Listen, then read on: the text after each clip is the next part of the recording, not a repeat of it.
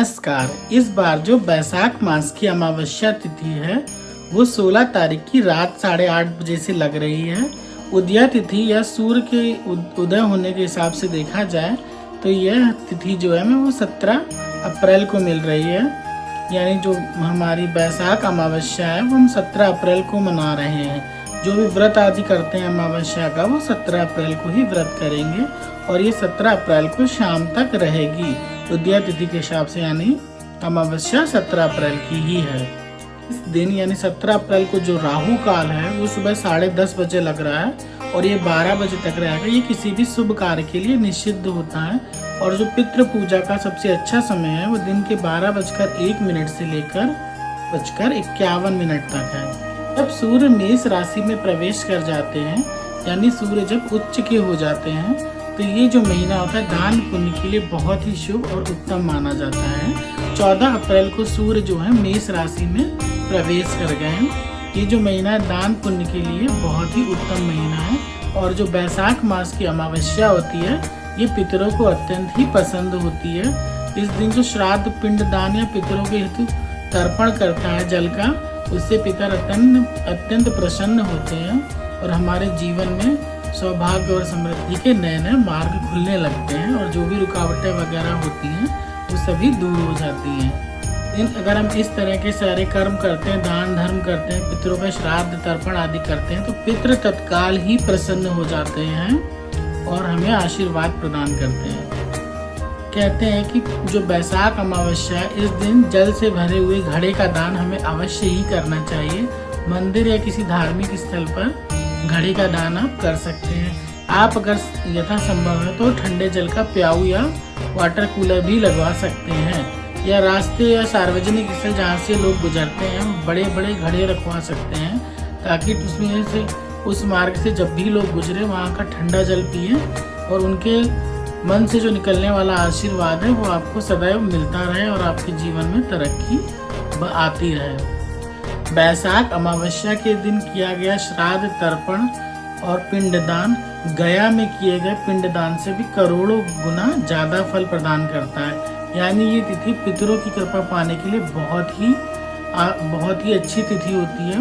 तो आप इस दिन एक लोटा लें, उसमें काले तिल, तुलसी पत्र डाल लें और थोड़ी सी कुशा डाल लें और मंदिर एक स्थल पर बैठ जाएं दक्षिण दिशा की ओर मुँह करके। गीता के 7वें अध्याय का पाठ करें। जब आपका पाठ पूर्ण हो जाए तो ये जो जल तिल और कुशा आपने लोटे में डाली है पितरों के निमित्त आपको दक्षिण दिशा में इसको जल को अर्पित करना है और जल को अर्पित करते समय पितरों की कामना करनी है कि इस जल से जो भी मुझे पुण्य प्राप्त हो मेरे पितरों को मिले। इससे क्या होगा, आपके जीवन में उनका आशीर्वाद बना रहेगा और आपके सौभाग्य में वृद्धि होती रहेगी। इस दिन आप पंचबली कर्म भी कर सकते हैं जैसे कुत्ता, गाय, चींटी, कौवा और ब्राह्मण। इनको इस दिन भोजन अवश्य कराना चाहिए। चींटी को मीठा आटा, कुत्ते को कुछ मीठा खिला सकते हैं और जो हमारी गाय है हरा चारा, ब्राह्मण को घर बुलाकर भोजन करें। इस तरह इन सबको अगर आप और कौवे को कुछ भी ऐसा डाल सकते जो मीठा हो या कुछ भी जो आपने बनाया हो पितरों के निमित्त हेतु, तो इनके खाने से पितरों का आशीर्वाद मिलता है और पितर तृप्त होते हैं। साथ ही साथ जो ग्रह बाधाएं हमारे जीवन में राहु, केतु, शनि आदि की होती हैं सभी शांत होती हैं और हमारे जीवन का मार्ग सुगम होता जाता है। लोग पितरों के निमित्त इस दिन श्राद्ध आदि करेंगे, उनको जब तक वो श्राद्ध नहीं कर लेते, जल तर्पण नहीं कर लेते, तब तक कुछ नहीं खाना है, व्रत या उपवास रखना है, तभी वो पितर उस पूजा को स्वीकार करते हैं। तो आपके इस दिन व्रत रखना होगा। साथ ही इस दिन कोई भी प्याज लहसुन से बना आहार आपको नहीं खाना है, केवल सात्विक आहार ही आप इस दिन ग्रहण कर सकते हैं। दिन जो घड़े का दान करता है, पंखे का दान करता है और भक्ति पूर्वक अपने पितरों का श्राद्ध आदि करता है, उसके कुलों के कुल तर जाते हैं और उनका आशीर्वाद हमें भी मिलता है।